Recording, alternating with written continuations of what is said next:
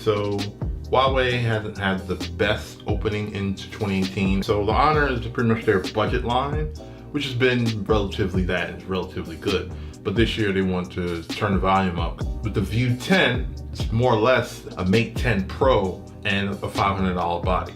So we spent some weeks with it. We're going to talk about what's good about it, what's not so great about it, and should you buy this or not.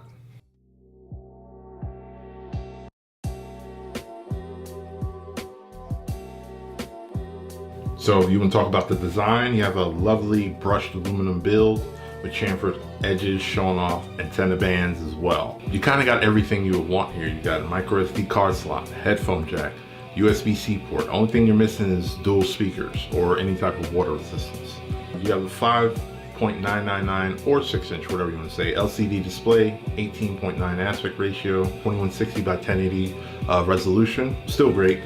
Rich color reproduction, great viewing angles. Underneath it all, you have the same Kirin 970 processor that's last seen in the Mate 10 Pro. So you're getting a flagship level processor in here, as well as 6 gigs of RAM and 128 gigs of storage. It can handle everything from image processing, graphic, heavy gaming, multiple apps open, downloading large files, and even more.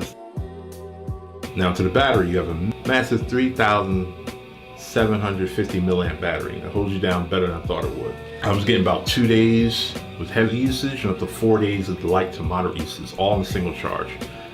Now every phone company has their thing. Huawei has a 16 megapixel RGB, red, green, blue for those not sure, sensor that provides colors, and then 20 megapixel monochrome, aka black and white sensors. Both on the rear have the f1.8 aperture.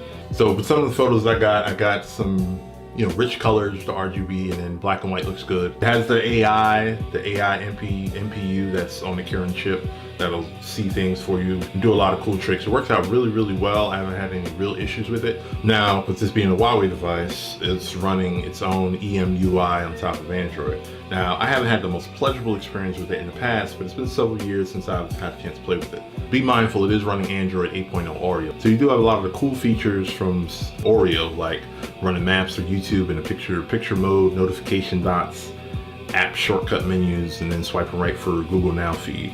You got IR Blaster, which is, some people look for that and then, they're disappearing on a lot of phones. Now, other than not having the best looking icons, I hated having to search high and low for the on-screen navigation buttons. When I first got the phone, it was nowhere to be seen. I had to really dig through their things, but whatever. That's the only really thing I had a problem with. So despite all the bad press EMUI gets, actually pretty good. It's not to the point where I have to go running to get a launcher. So at the end of the day, great device, $500, great price point, kind of getting everything you would want in a smartphone. Now, should OnePlus be worried? They should be, because whether it's the battery or the options to the camera or the bigger screen, they're definitely offering a lot, the same value, if not more, depending on everyone's preference and what they're looking for in a smartphone. Now, the only thing that would make this thing perfect would be, optical image stabilization in the cameras and some sort of waterproofing, preferably IP68, not 67. So thanks for watching. You could have been anywhere in the world. You're here with us, and take care. See you next video. Peace.